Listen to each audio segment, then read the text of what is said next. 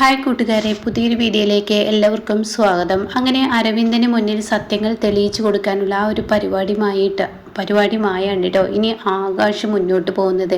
അങ്ങനെ ഇവരുടെ കല്യാണം അടുത്തിരിക്കുകയാണ്. ഫോട്ടോഷൂട്ട് നടത്തി തുടങ്ങുകയാണ്. ഫോട്ടോഷൂട്ട് നടത്തുന്നതിനിടയിൽ ഇവിടെ തൊട്ടുപിടിക്കലും ഒക്കെ അരക്കെട്ടിൽ പിടിക്കലൊക്കെ അരവിന്ദൻ ചെയ്യും. ഷേയുടെ യഥാർത്ഥ സ്വഭാവം പുറത്തു വന്നിരിക്കുകയാണ് കേട്ടോ.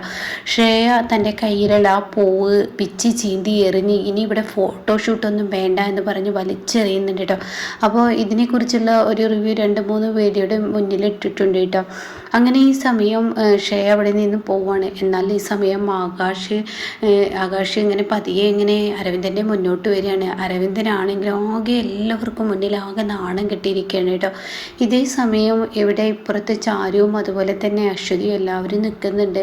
അശ്വതിയല്ല, ഇവിടെ സൗമ്യയും അനുവും ഒക്കെ നിൽക്കുന്നുണ്ട് കേട്ടോ. അപ്പോൾ ഈ സമയം എല്ലാവരും ഇങ്ങനെ നിൽക്കുന്ന സമയത്ത് ആകാശ് ചാരുവിനോട് പറയാണ്, ഇനി പെട്ടെന്ന് ഇവിടെ നിന്നും ഇനി ഞാനും എൻ്റെ ഏട്ടനുമായുള്ളൊരു സംസാരമാണ്. ഈ സംസാരത്തിനിടയിൽ നീ ഇവിടെ ഉണ്ടാവാൻ പാടില്ല എന്ന് പറയട്ടോ. ഇതേ സമയം ഇനിയിപ്പോൾ ഇത് പ്രശ്നമാവോ എന്നിങ്ങനെ ചോദിക്കുന്നുണ്ട്.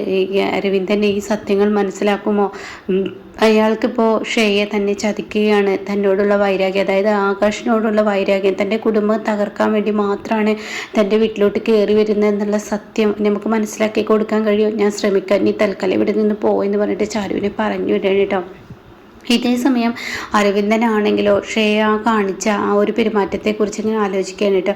താൻ ഫോട്ടോ എടുക്കുമ്പോൾ അരക്കെട്ടിലൊന്ന് പിടിച്ചത് കൊണ്ട് തന്നെ ആ ഒരു പൂച്ചണ്ട് വലിച്ചെറിയുകയും ഇനി ഇവിടെ ഫോട്ടോഷൂട്ട് വേണ്ടെന്ന് പറഞ്ഞു അരവിന്ദൻ്റെ നേർക്ക് ഒച്ചയെടുത്ത ആ ഒരു പെരുമാറ്റം കേട്ടോ. അവളെന്താ എന്നോട് ഇങ്ങനെ പെരുമാറിയതെന്നിങ്ങനെ താൻ ആലോചിച്ചിങ്ങനെ നിൽക്കുമ്പോൾ തൻ്റെ തോളിൽ കാണാൻ ആകാശ് കൈവെക്കുന്നു കേട്ടോ. ഇതോടുകൂടി അരവിന്ദൻ പിറകോട്ട് തിരിഞ്ഞു നോക്കണം. അപ്പോൾ ആകാശ് ഇങ്ങനെ പറയാണ്, ഏട്ടന് സങ്കടമായോ? എല്ലടാ, പെട്ടെന്നുള്ള ഒരു ഷോക്കിൽ ഞാൻ എല്ലാവർക്കും മുന്നിൽ നാണം കിട്ടില്ലേ? ഞാൻ അങ്ങനെ ചെയ്യാൻ പാടില്ലായിരുന്നുല്ലേ? അവളെൻ്റെ ഭാര്യയൊന്നും ആയിട്ടില്ലല്ലോ.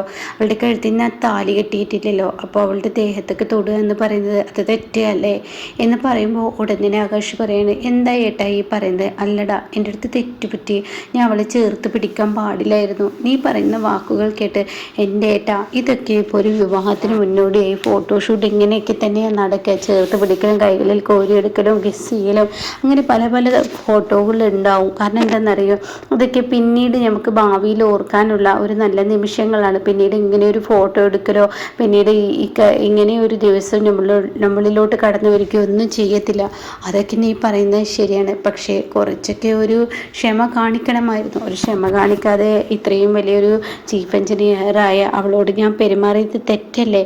അത് കേൾക്കുന്ന ആകാശ് പറയും, ഏട്ടൻ ചെയ്തത് യാതൊരു തെറ്റുമില്ല, ഏട്ടൻ ചെയ്തത് വളരെ ശരിയാണെന്ന് പറഞ്ഞിട്ട് അരവിന്ദൻ്റെ മനസ്സിലോട്ട് ആകാശ് പതിയെ ഇടിച്ച് കയറണം കേട്ടോ. അതെങ്ങനെയാടാ ഞാൻ ചെയ്തത് ശരിയാവുന്നത്? അതെ, ഏട്ടൻ്റെ ഭാര്യയല്ലേ ഈ ശ്രേയ.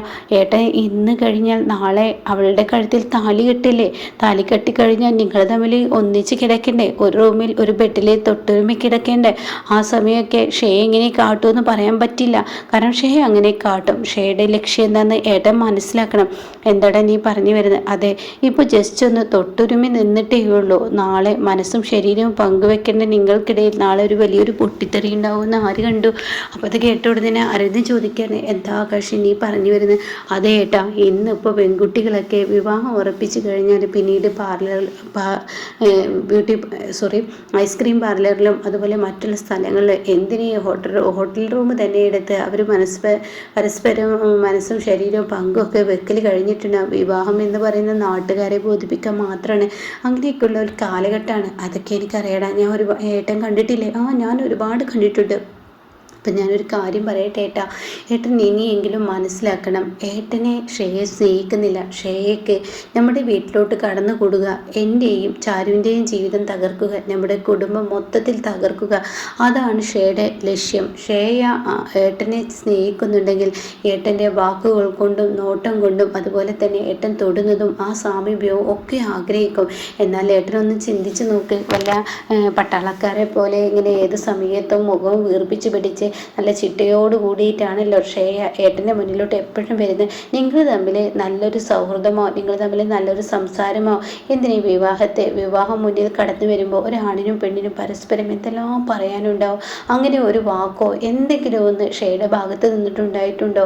അപ്പോൾ അരവിന്ദൻ പറയണേ ഇല്ലടാ, നീ പറഞ്ഞത് ശരിയാടാ, ഉണ്ടായിട്ടില്ല. അപ്പോൾ ഈ കാണിക്കുന്നത് ശ്രേയയുടെ അഭിനയമാണ്. നമ്മുടെ കുടുംബത്ത് കയറിപ്പറ്റുക, എന്നിട്ട് എൻ്റെയും ചാരുവിൻ്റെയും ജീവിതം തകർക്കുക, ഏട്ടനെ പിന്നീട് അതിലൊരു കറിവേപ്പിലയാക്കി എടുക്കുക, ആവശ്യം കഴിഞ്ഞാൽ ഏട്ടനെ അതിൽ നിന്നും വലിച്ചിട്ട് പോകും.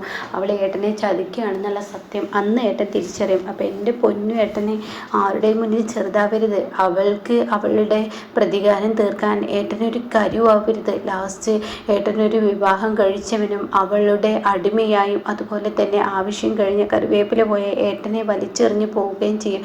അതെനിക്ക് ഉറപ്പാണ്. അതുകൊണ്ട് ഇപ്പോൾ ഏട്ടൻ്റെ സമയം വൈകിയിട്ടില്ല.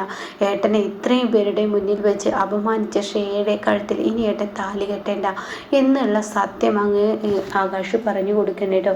ഇത് കേൾക്കുന്ന ഉടൻ തന്നെ അരവിന്ദന് ഭയങ്കര സങ്കടമാവാണ്. അപ്പം അരവിന്ദൻ ഇങ്ങനെ പൊട്ടിക്കരയാണ്. ഇങ്ങനെ ഒരു ചതി വരാനിരിക്കുന്നു ഞാൻ ഒരിക്കലും പ്രതീക്ഷിച്ചില്ല. എടാ, നീ എൻ്റെ അനിയൻ തന്നെയാടാ. നീ എന്നോട് സ്നേഹമുള്ളത് കൊണ്ടല്ലേ ഈ ഫോട്ടോഷൂട്ട് ഇവിടെ ഉണ്ടാക്കിയെടുത്തത്. അല്ല എങ്കിൽ ഈ ഫോട്ടോഷൂട്ട് ഇല്ലായിരുന്നെങ്കിൽ അവളുടെ സ്വഭാവം എനിക്ക് അറിയാൻ കഴിഞ്ഞിരുന്നോ? ഞാൻ വിചാരിച്ചത് അവളെൻ്റെ മനസ്സും ശരീരവും കൊണ്ട് അവളെന്നെ സ്നേഹിക്കുന്നു എന്നാണ്. പക്ഷേ അവളുടെ മനസ്സും ശരീരവും ഒന്നും എനിക്കില്ലടാ. നീ പറഞ്ഞതുപോലെ അവൾക്ക് പ്രതികാരമാണ്. ഞാൻ അവളുടെ ഭർത്താവാണ് എന്നുള്ള ആ ഒരു ഇതൊന്നും അവൾ എന്നോട് കാണിക്കുന്നില്ല.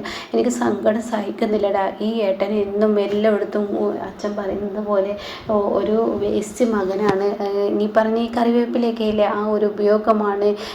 ആ ഒരു ഉപയോഗം മകനായ ഞാൻ അച്ഛനോടോ അമ്മയോടോ ഒന്നും ഞാൻ കാണിച്ചു കൊടുത്തിട്ടില്ല.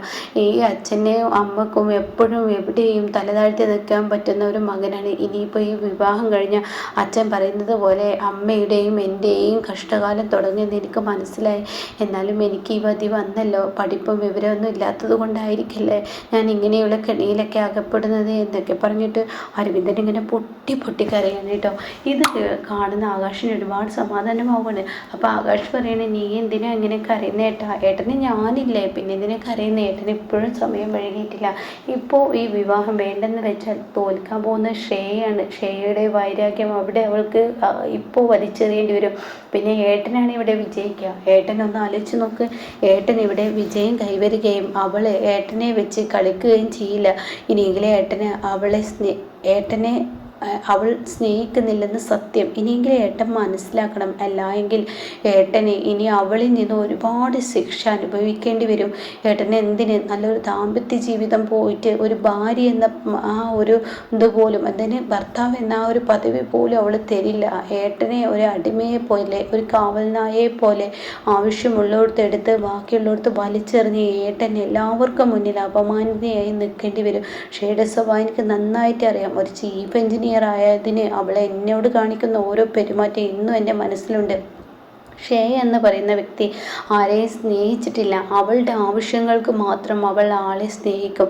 അത് കഴിഞ്ഞാൽ അവൾ വലിച്ചെറിയും. ഞാൻ അത് പഠിച്ച പാഠമാണ്. എന്നാൽ എനിക്ക് അച്ഛൻ കൊണ്ടുവന്ന് വെച്ചെന്ന നിധിയുണ്ടല്ലോ എൻ്റെ ചാരു, അങ്ങനെയല്ല. അവൾ മനസ്സും ശരീരവും കൊണ്ട് ഒരാളെ സ്നേഹിച്ചു കഴിഞ്ഞാൽ പിന്നീട് ആ ആൾക്ക് ഇഷ്ടം പോലെ സ്നേഹം വാരിക്കൊരുന്ന് കൊടുക്കും.